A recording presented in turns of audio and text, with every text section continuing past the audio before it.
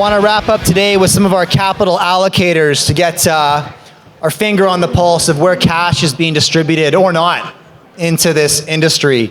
And so I'll let you handle your own introductions. We'll go super quick across the panel. Adrian, I'll start with you, 30 seconds or less. I'm Adrian Day. I manage money, Adrian Day Asset Management. We manage in global and in gold. Simple, quick, I love it. Adrian. All right, Willem, thanks for being here. I'm so happy you made it. Yeah, thanks. Happy you made it too, Adrian. Willem Middelkoop from Amsterdam, founder of Commodity Discovery Fund and author of The Big Reset. And we're still having inflows. We're still putting money in these crappy markets. I like that. Willem, Rick, over to you. Rick Rule, failed at retirement, natural resource investor and speculator. All right, so this is a junior mining investment conference. We have 240 companies out on the show floor covering gold, silver, copper, nickel, uranium, lithium. The list goes on and on. What I want to hear from you gentlemen this evening is, are you allocating capital to the sector? If not, what are you waiting for or why not? And if you are, where is that cash going? And Rick, I'll start where we left off. I'll start with you. I mean, the answer is yes. My hallmark is that I love to be hated. I've justified a lot of hate in my life, I guess, but the fact that the extractive industry sector, at least mining, is held in such poor regard among generalist investors, I find to be very healthy. What's changed for me for the better in terms of this conference is that I have thought that the values in the smallest end of the market, the penny dreadfuls, have been too high to justify investment relative to the beta generators. That's changed in the last 2 months. So I'm delighted to say I've been able to return to my roots and begin to speculate in sub-100 million and even sub-$10 million speculations. So for me personally, it really is risk on, because the competition is all risk off. Right. Right, which is your style. So the mini micro cap, sub $10 million, are you looking at specific metals, Rick, or what's catching your attention right now? Again, I like stuff that's hated. So right. Up on this stage a couple of years ago, I sort of begged your audience to buy their uranium stocks. Yeah. They aren't hated anymore, so I'm not able to allocate there. Platinum and palladium have disappointed investors, so I'm attracted to that because they hate it. Nickel has disappointed investors, so I'm attracted to that because people hate it. Mm-hmm. But interestingly, even gold is held in fairly low regard, at least in the exploration phase. And after silver disappointed so many people in 2021, there's nobody that hates something like a jilted lover.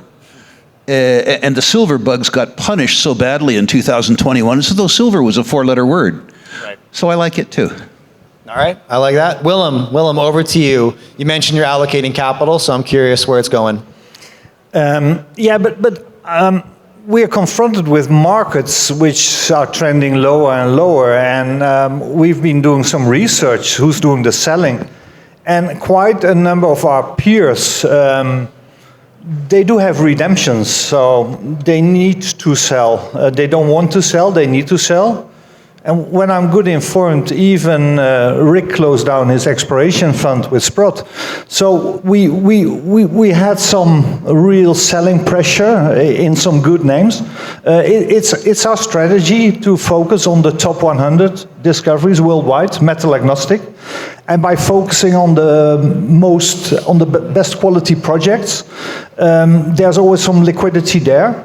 And we even had 6 buyouts in our portfolio. So the major companies, they need to replenish their reserves. So there's still some M&A.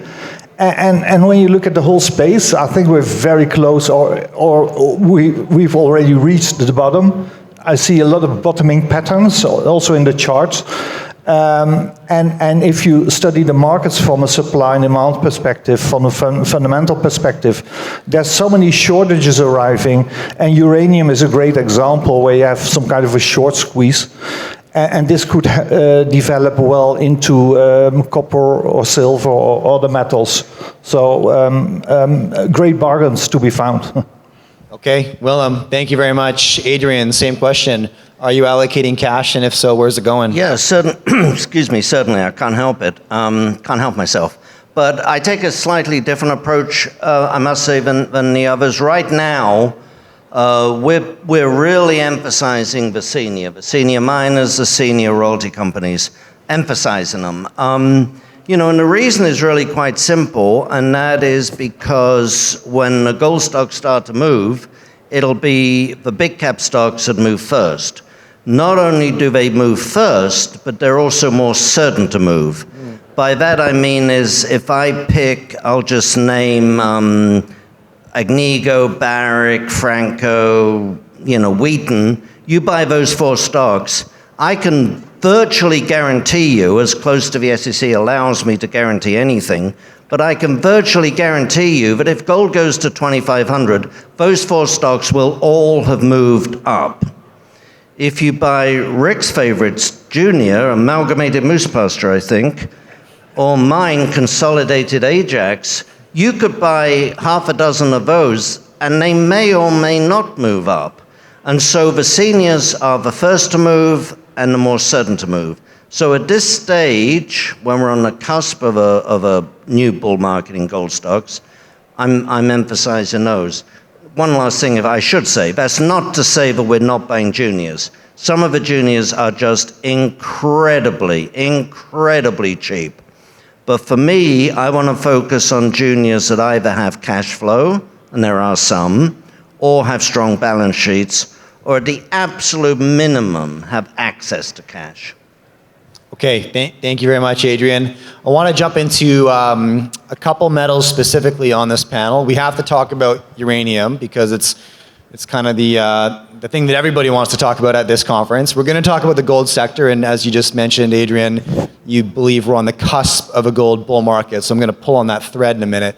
We're going to start with uranium, and Rick, I'm going to start with you because for the last decade, you've been on this stage telling that audience, look, either the price has to go up or the lights are going to turn off. Which do you think is more likely? And now we're looking at 15-year highs, 16-year highs in the uranium market. What's your take on sentiment, though? You're probably not buying because of that, right? You were buying 7-8 years ago. But what's your take on the uranium sector right now? Given that I love hate, it's not hated anymore. Yeah. I believe in uranium, the easy money has been made. Okay. I can make a case for the fact that the big money is ahead of us. I have sold enough of my uranium stocks that I have no cost basis left. The easy money has been made, but the big money might be ahead of us. The big money may be ahead. Okay. The structure of the uranium market is changing, and this is not meant to be bait and switch, but it would take 20 minutes to explain why the structure of the uranium market is changing. But it is. Sure. The way that people invest in uranium stocks is going to have to change now. So I'm staying in the trade. But I'm staying in the trade in gambling parlance with the house's money. At $100 yellow cake, make no mistake, the price doesn't have to go up anymore. When they made the stuff for $60 all in, including cost of capital, and they sold it for 20, losing $40 a pound, and being miners trying to make it up on volume, it was very clear that the price had to go up. But from 100, it doesn't have to go up. It's a strange mark on human cognitive ability that when the price has to go up, nobody cares, and when it has gone up, everybody cares. And I've frankly tried to make my living for the last 40 years being on the backside of both of those trades. All right, I like it. Now, William, Adrian, maybe same question over to you if you're watching that market. One of the biggest conversations in our workshops today was, is the uranium train pulling out and we got to jump on it right now because this thing's about to run away, or is it already overbought and we should wait for a dip before we enter? Do you have a take on that? Well, if you study the cycles in uranium, the last real bull market was around 2007. Yeah. And then we reached $140 a pound.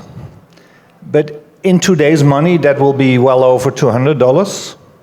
So I think we're in the very early stage of a bull market in uranium. And things could get a lot hotter and take a lot longer. Because also if you study supply and demand in the uranium space, there's no easy fix it's very hard to see production numbers going up enough to calm the markets. And it's very easy to envision a scenario where some geopolitical tensions become even stronger, and you get a real panic among the end users. So I think this is a very first phase. But of course, when you had such a huge run, it's always good to wait for the pullback. But the pullbacks might be very short-lived, and many people might miss the boat. And this could be one of those markets which could keep running.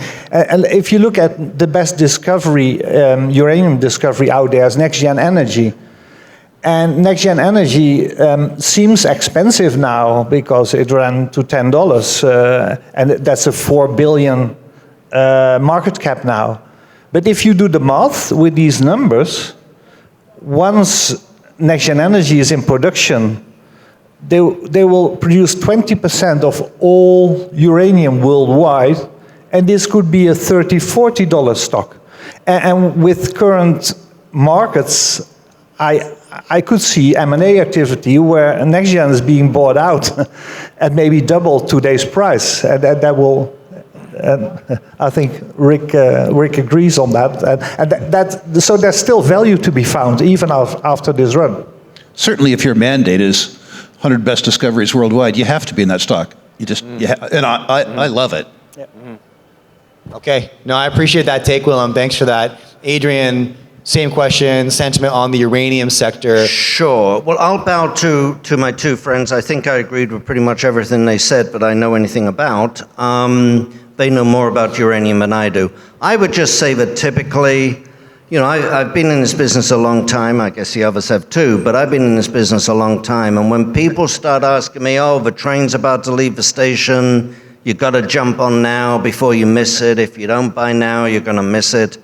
That's typically been a warning flag, to be honest. Now, I agree with what you were saying about the long-term supply demand for uranium, no question, and we've waited a long time for the market to take off, but I would be very cautious at this point, to be honest, about chasing stocks.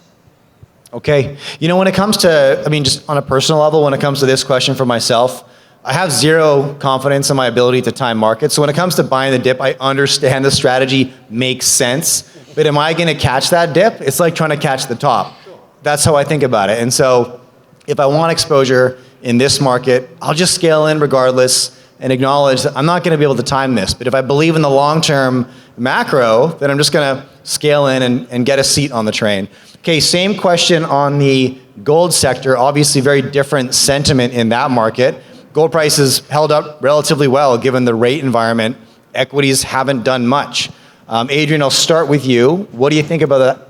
Would you consider that to be a decoupling, the equities from the gold price? And as you mentioned during your first statement, you think we're on the cusp of a gold bull market. So I'd love you to elaborate on that. Yeah. So that's been the big question everybody's been asking for the last 6 months.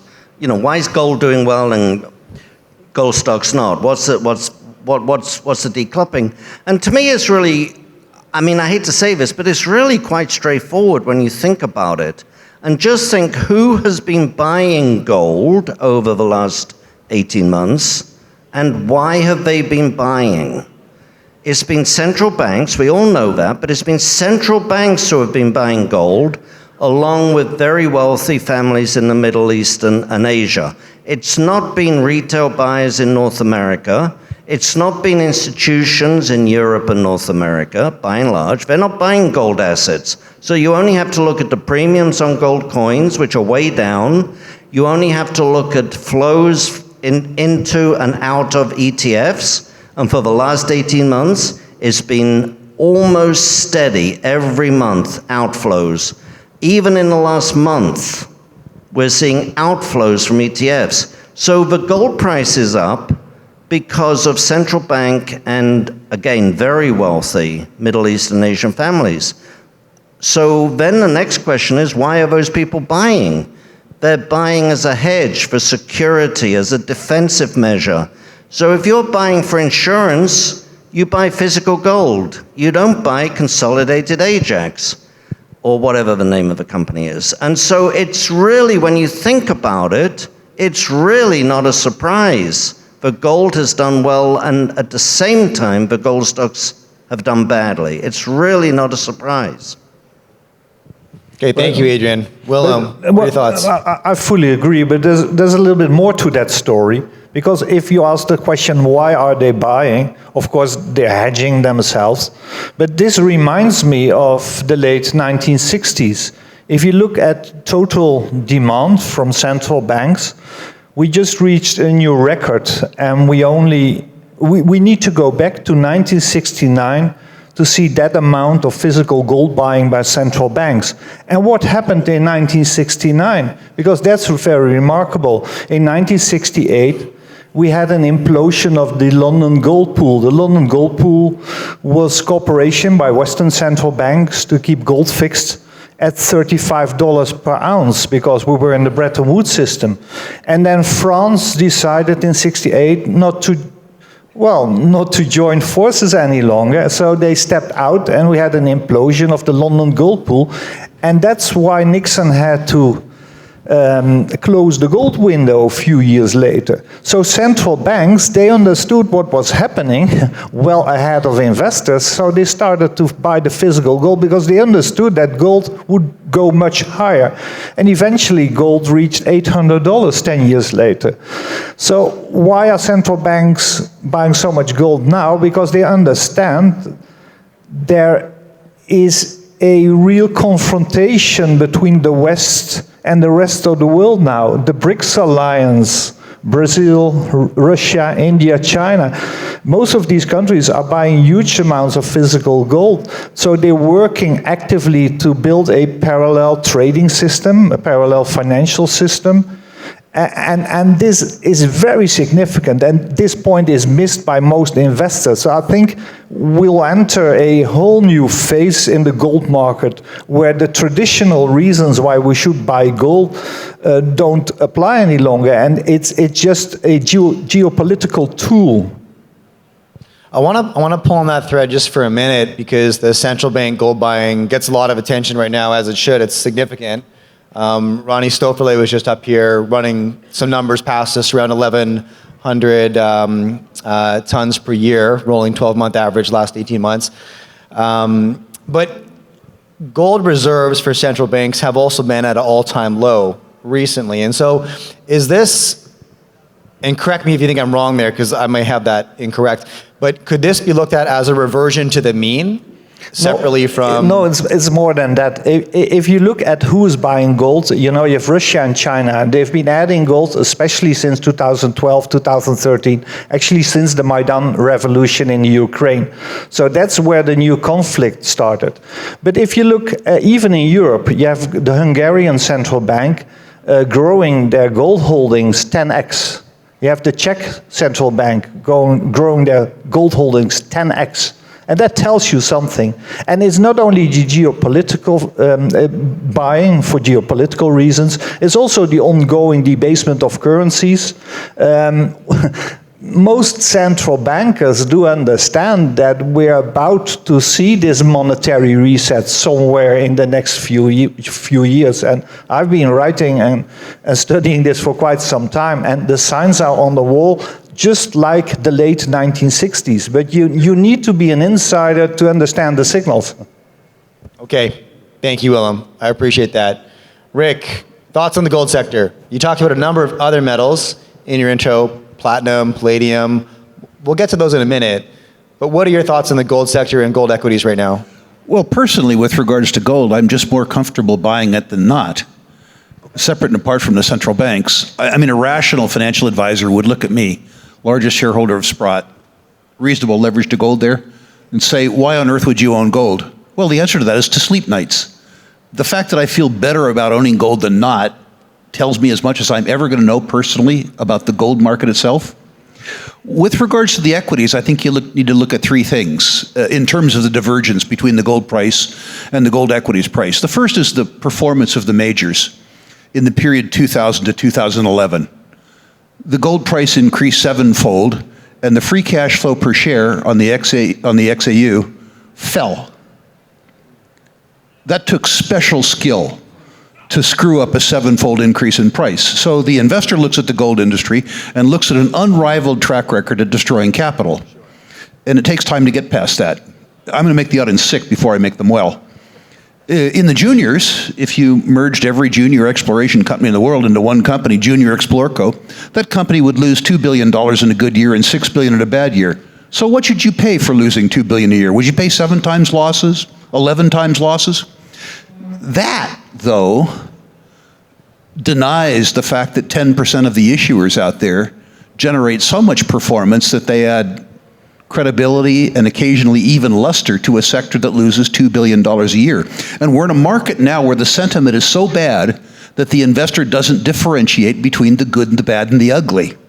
One final thought, and I appreciate the European perspective. The American perspective is that precious metals related assets comprise less than 0.5% of the total value of all savings and investment assets in the United States. The 40-year mean is 2%. I expect a reversion to mean at least, and a reversion to mean quadruples demand for precious metals related assets in a market that constitutes 20%, 22% of the world's savings and investment assets. In fact, it might correct past a reversion to mean, but I don't need that to make my case. If the market share of precious metals just in the US market reverts to mean, which is what I think is going to happen, demand for the stuff quadruples. Okay. You tell me where the price goes with prices set on the margin if demand quadruples. Yeah, that sounds eerily familiar to the price goes up or the lights go out right there. All right, now, as you mentioned, though, it comes down to finding that 10%, right? That's where all of the money is made. Yep. And I bet 90% of that money is made in the top 3% or something like this, right? It's very asymmetric. So how can the audience go about 240 opportunities out there? It's not about finding winners, in my opinion. It's about getting rid of the losers, because you can't guarantee a winner, right? But you can cut down on the stuff that's probably not worth your time. So starting from Rick, heading back this direction, how do you spot the red flags to get things off your desk that just shouldn't be looked at? I'm a veteran. I don't know if I should have asked you this question. I'm a veteran conference promoter. Come to my workshop. No, I think in the juniors in particular, you start with people. The truth is that there are a few people who are serially successful, and this sounds ugly, but most of the people in the sector are serial losers. So if you follow Pareto's law, the first standard deviation is 20% of the population. The second standard deviation is 4% of the population. The third is 1% of the population. There is 1% of the population in junior mining that delivers 40% of the returns. So you start with hanging out with them. The second thing that you do is you do what Bill does. You focus on scale. Great big deposits always give you surprises, and the surprises are always good.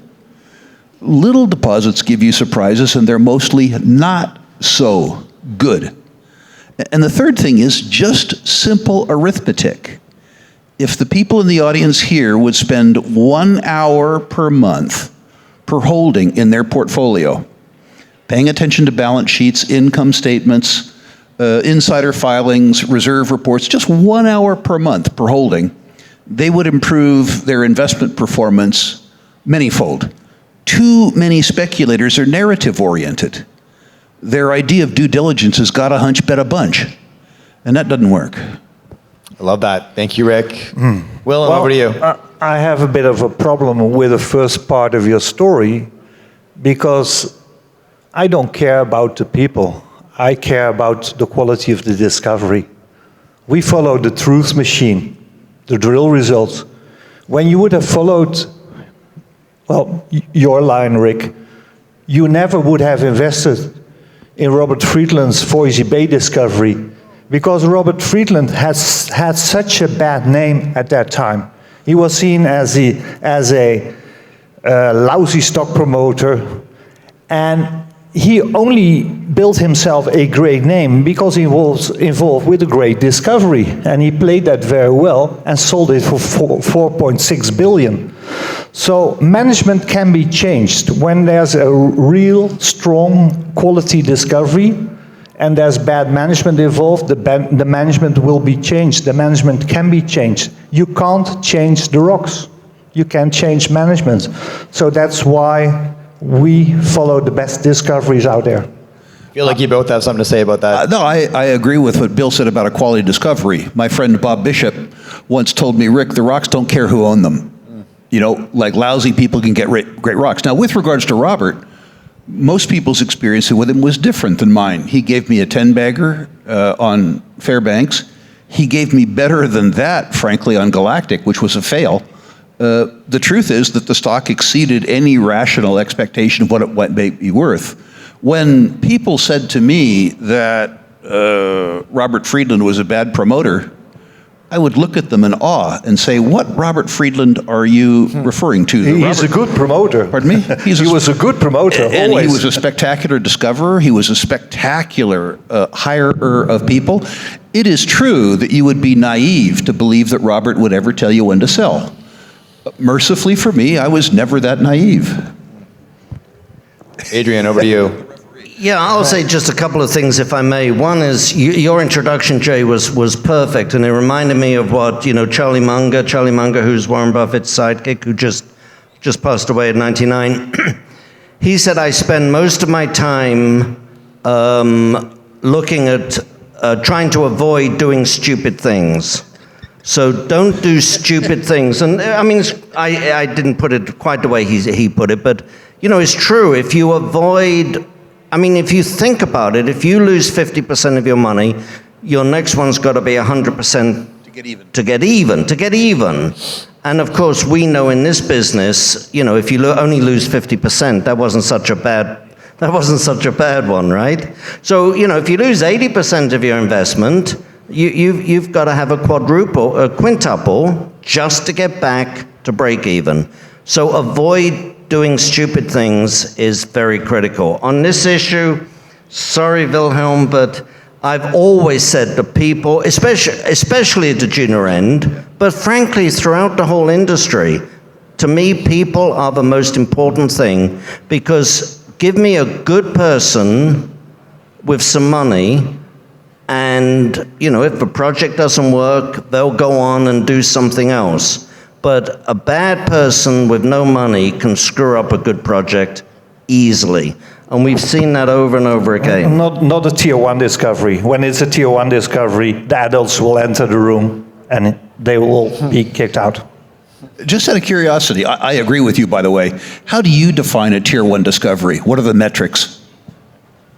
That's a discovery which runs based on phase 1 and phase 2 of drill results, from a few tens of a million to at least $500 million within the first 12 months. That's tier 2. And when it runs to 1 billion plus within the first 12 months, that's tier 1 for us.